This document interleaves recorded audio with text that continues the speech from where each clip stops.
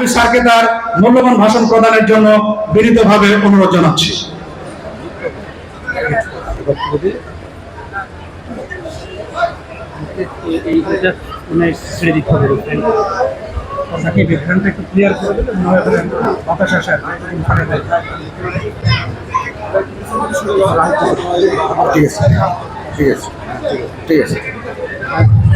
নাহমাদুহু ওয়া নুসাল্লি আলা রাসূলিল কারীম, আম্মা বাদ। আল মারকাজুল ইসলামী আস-সালাফি নওদাপাড়া ব্যবস্থাপনায় আয়োজিত আজকের এই মোবারক জলসার মহতরম সভাপতি, বাংলাদেশের বরেণ্য আলেমে দ্বীন হযরত আল্লামা ডক্টর আসাদুল্লাহ আল গালিব হাফিজাহুল্লাহ তাআলা আযজা ওয়া জাল, উলামায়ে কেরাম, ছাত্র ভাইরা, আমি এর আগে আরো দুবার এই মাদ্রাসা পরিদর্শন করেছি, মার্কাজ পরিদর্শন করেছি এবং হযরত আমাকে খুব মহব্বত করেন। এই কারণে আমি আজকে রাজশাহীর আমার অনেক প্রোগ্রাম, এই প্রোগ্রামের ভিতরে আমি হযরতের দোয়া নেওয়ার জন্য আবার এই মার্কাজে এসেছি। আলহামদুলিল্লাহ, আল মারকাজুল ইসলামী আস-সালাফি বহুমুখী কাজ করে যাচ্ছেন। শিক্ষা, দীক্ষা, রক্তদান, বন্যার্থ মানুষের পাশে দাঁড়ানো সহ অনেক কারে খায় ভালো কাজ ওনারা আঞ্জাম দিয়ে যাচ্ছেন। এবং এই বালক শাখায় 1900 আর বালিকা শাখায় মিলে প্রায় 3000-এর কাছাকাছি ছাত্র দ্বীনে আলম হাসিল করছে। সারা বাংলাদেশে হাদিস ফাউন্ডেশনের ব্যবস্থাপনায় 150-এর মতো মাদ্রাসায় ওনারা দ্বীনি তালিম দিয়ে যাচ্ছেন। উত্তরবঙ্গে ইসলামের প্রচার প্রসার, দাওয়াত ও তাবলীগ এর কাজে ডক্টর আল্লামা আসাদুল্লাহ আল গালিব জিদাত মালুমের অবদান অবিস্মরণীয়। আমি ছাত্র ভাইদেরকে বলবো আরবি ভাষার উপর গুরুত্ব দেওয়ার জন্য। আরবি আমাদের মাখাস, আরবি আমাদের মাসাদের, এবং উলুমুল কোরআন, উলুমুল হাদিস, উলুমুল ফিকহ আল ইসলামী, এগুলো জানার জন্য আমাদের আরবি জানা আবশ্যক। আপনাদের সাথে সৌদি আরবের সম্পর্ক ভালো, হিন্দুস্তানের সম্পর্ক ভালো, মিশরের সম্পর্ক ভালো। ওখান থেকে ওস্তাদ ভিজিটিং প্রফেসরদের এনে ছাত্রদেরকে আরবি দানি, আরবি ভাষার উপর পারঙ্গমতা তৈরি করতে পারলে আমরা উন্নতির পথে, ইসলামাইজেশন অফ দি সোসাইটির পথে আরও এক ধাপ দুই ধাপ এগিয়ে যাব।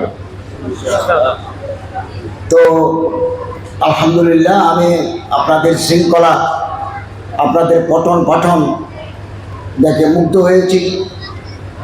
এবং হযরত বহুদিন জেলেও ছিলেন, তারপরেও এই সমস্ত কার্যক্রম, মানবিক কার্যক্রম, তালিমি কার্যক্রম এক মুহূর্তের জন্য বন্ধ হয় নাই।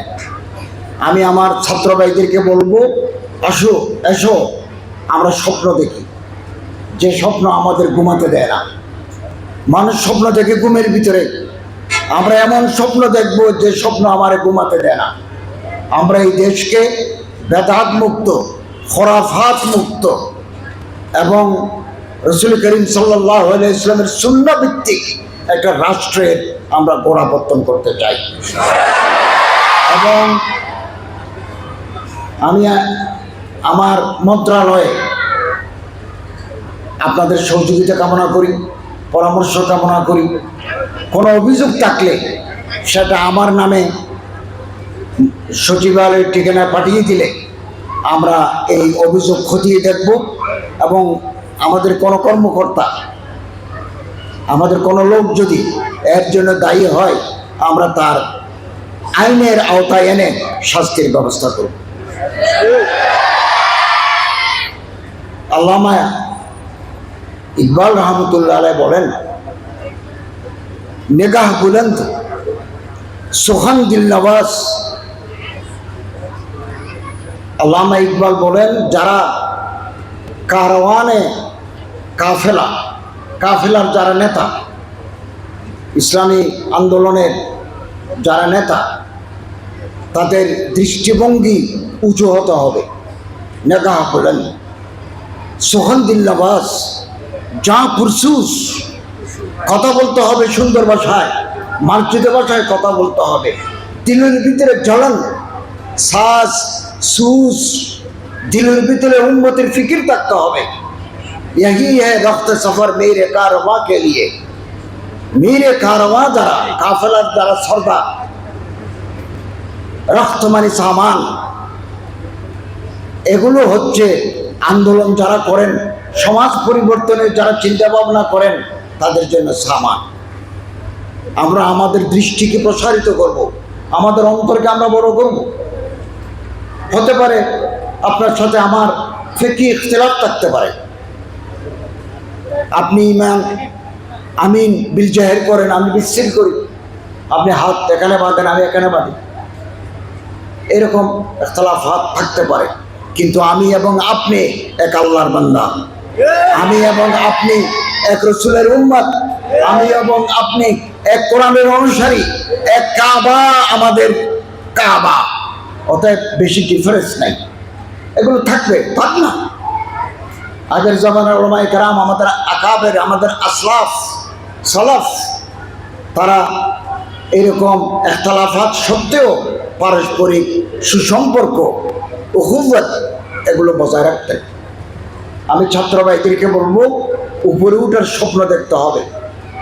আমি ডক্টর আসাদুল্লাহ গালিব সাহেব যেজন্য আলিকম বলেছেন যে আমি এই আবেদন করে মন্ত্রণালয়ের দায়িত্ব নিয়ে নেয়, দায়িত্ব আমাকে দেওয়া হয়েছে। দায়িত্ব যদি কেউ চায়, হাদিসের বাক্য মতে আল্লাহ তাআলার রহমত হয় না। আমি নিজে দায়িত্ব চাই নাই, আমি যে দায়িত্ব পাবো এটা আমি জানিও না, আমাকে দেওয়া হয়েছে। অতএব আমি আশাবাদী আল্লাহর সাহায্য আমি পাবো ইনশাআল্লাহ। অতএব আমার ভাইদেরকে আমি বলি, ওয়ামাই ইয়াতাহাইয়াব সুউদাল জিবাল ইয়াইশু আবাদাদ দাহারি বাইনাল হুফরি। পাহাড়ে উঠার, পর্বতের চূড়ায় উঠার, পর্বত শৃঙ্গে উঠার স্বপ্ন দেখতে হবে।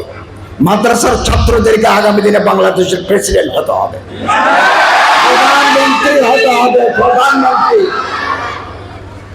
আমি মন্ত্রী হয়েছি, আরো লাখ লাখ মন্ত্রী দরকার, আলেম মন্ত্রী দরকার, প্রধানমন্ত্রী দরকার, প্রধান বিচারপতি দরকার। আর আমি যখন বিভিন্ন জেলায় যাই, আমারে এসপি বলেন, আমি দাখিল আলেম পাস করে বিশ্ববিদ্যালয়ে ভর্তি হয়ে বিসিএস দিয়ে এসপি হয়েছি। গর্বে আমার বুক ভরে যায় যে আমার মাদ্রাসার ছাত্ররা আলেম দাখিল পাস করে উচ্চশিক্ষা গ্রহণ করে এখন রাষ্ট্রের দায়িত্ব পালন করছে।